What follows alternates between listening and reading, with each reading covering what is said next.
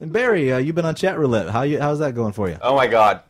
Okay, I don't know how I didn't discuss. You know what? Barry's wiener tour of London. My wiener tour of the internet. True, Chatroulette is the wiener tour of the internet. For people who aren't aware, Chatroulette's been around for a while. It's more popular across the pond, but it just got popular here recently, and it got a wave of popularity after Gabe and Tycho from Penny Arcade started doing the "I will draw you" thing. Yeah. Pretty much anything those guys touch gets flooded with traffic. Yep. Chatroulette is just you on your webcam connects to a random person in the world. That's it. So, of course, it's a wiener tour. Most of the guys on there are masturbating.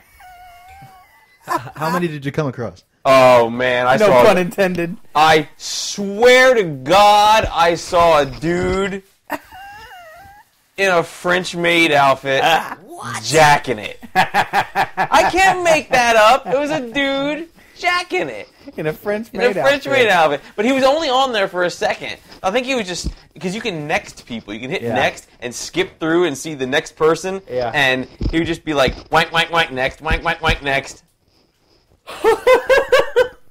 And then I finally found a hot chick. And she's like, oh, what are you? I'm like, and I didn't tell you. I was wearing a stormtrooper helmet while doing this. Were you really? Yeah. I was just like, I want to be a stormtrooper while doing this. So I would connect the people and go, hey, I'm looking for a couple droids. Maybe you can help me. And just to fuck with people. And the girl's like, what? I don't get it. Grow up. You're lame.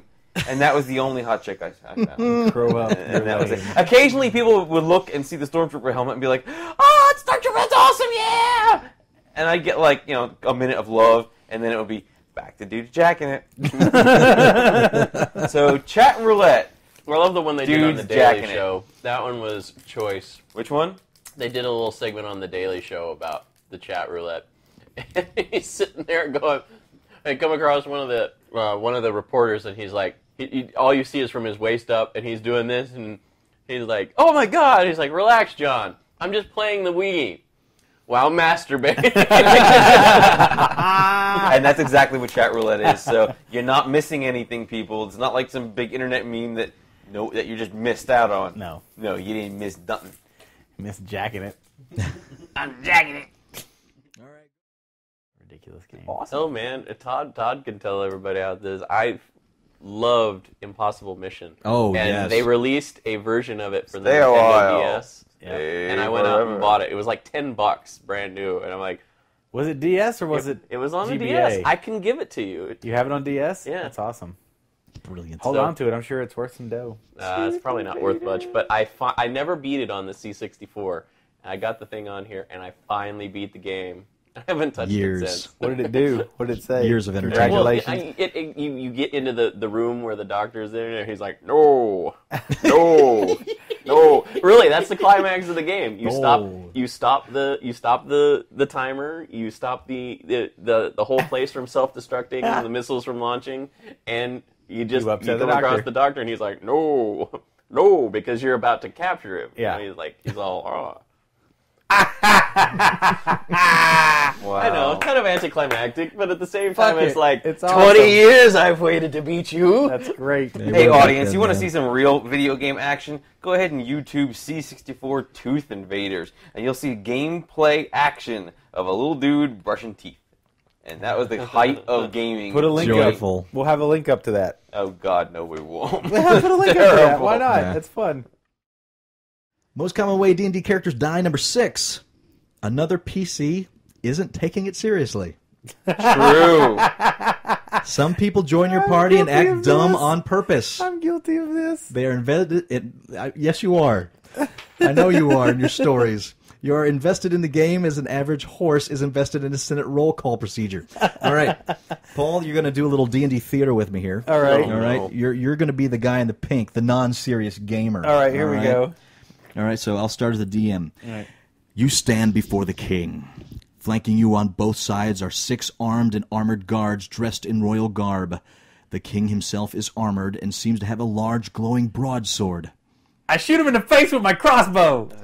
You want to shoot the king in the face with a crossbow? Yeah, I say, take that, kingy, and I shove it right in his face before I pull the trigger, all gangster style. Paul, first of all, the king summoned us here to thank us for what we did the last quest that you weren't a part of. And second, he and his guards can kick our ass. I say, let's see if your guards can get out of this one, pussy. And then I pull the trigger. Oh my god. Roll for initiative.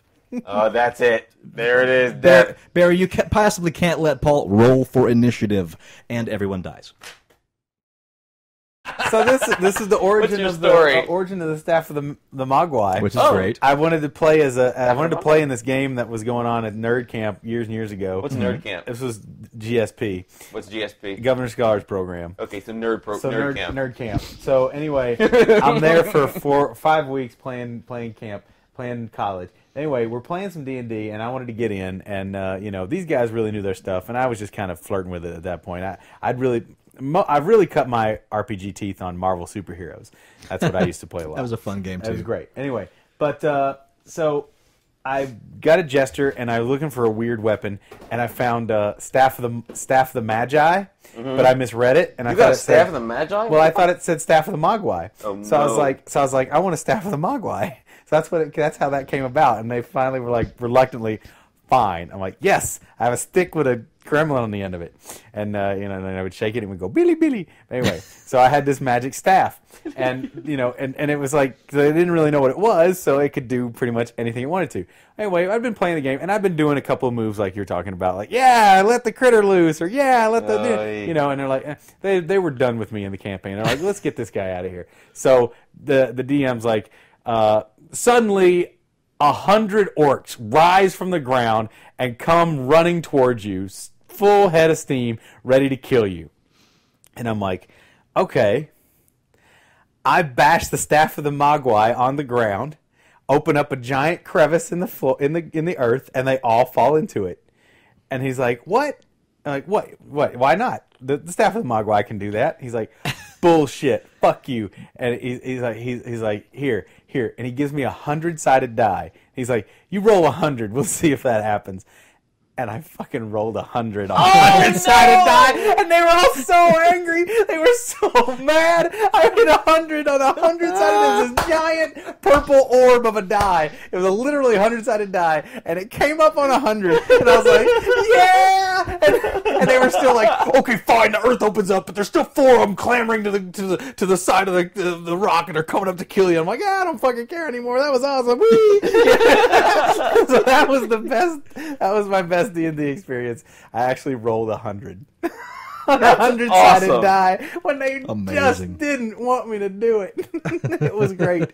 That's awesome. Made me think maybe the guy had put it in a cyclotron or something to weight it down. But it popped 100, man. It was amazing. Well, just to clarify. A Bank of America employee in North Carolina has been charged with installing malware directly into the bank's ATMs. That allowed him to fraudulently withdraw money without a trace. Well, apparently there was a trace. They figured out the guy. How did they find him? What's worse, these alleged thefts could coincide with the beginning of a wave of Eastern European ATM malware, which banking security experts fear may be coming to America. Oh. This is from Wired's threat level. The charges were filed the same day the credit card company Visa warned the banking industry that Eastern European ATM malware recently showed up in America for the first time. That code, initially spotted last year in some 20 ATMs in Russia and Ukraine, was designed primarily to capture PINs and bank card magstripe data, but also allowed thieves to instruct the machine to eject whatever cash was still in it.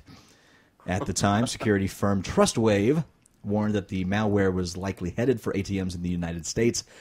It's unclear how much Rodney Reed Cavalry alleged stole, apart from being more than $5,000.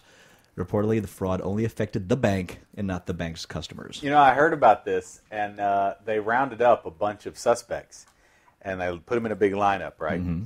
And they had it narrowed down to a couple of different countries and a couple of different areas. And they weren't really sure. There were some guys from the Eastern Europeans. There were also some Mexicans and some Canadians even in the mix. Mm-hmm. And they had them in the police lineup. And they're all standing there, and the cops are staring them down, trying to figure out who was the guilty party.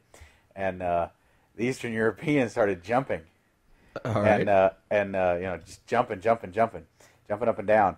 And And the police are like, "That's our man. This is Eastern European malware, no doubt." And they go, "How do you know?" "'Cause the check bounced."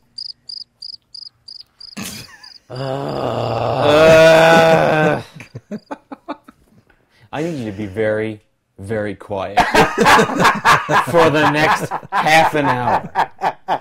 Get it? It's a bank joke. You can say Bounce goodbye the to all check. the good people, but you just wasted a few minutes of my life I'll never get back. That was less than a minute. I was waiting for the bit to happen, and it just didn't. Yeah. It's a nice lead up, though. It's good. I lead. thought it was pretty good. I thought it was pretty dislike good. you. Eastern Europeans, That's- banking fraud, check bounce. I don't know. I think it's pretty fucking good. It's all yeah. It had potential. The execution was poor. Moving on. That's what they said when they put him in the electric chair. Nerf. Okay, that one's good. Get it? Poor bank fraud. whatever. Chris Who. Who? H-U. Oh. Chris Who, a member of fighting game forum Shuriken.com, lost everything in a fire in New York's Chinatown. Who? Who lost it? Who did? Who?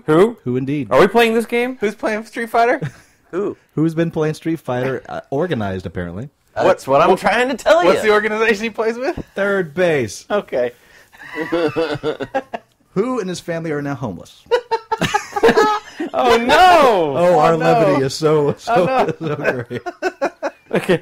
Who's gonna help him? Oh. Third base. Move on. This is getting harder and harder to read. And Shuriken.com is doing what it I can love to that help. site. I go there often.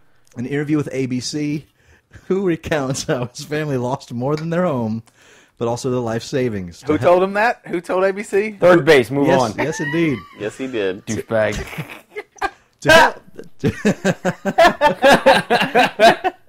To help, Shuriken.com is banding together and running a collection through April 23rd for his family. Who family? Exactly. Whose family?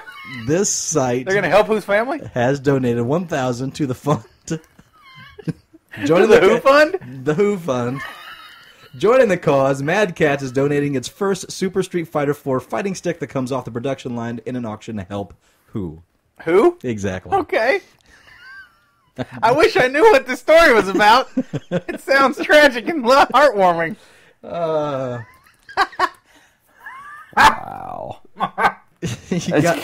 You got to get to know Who.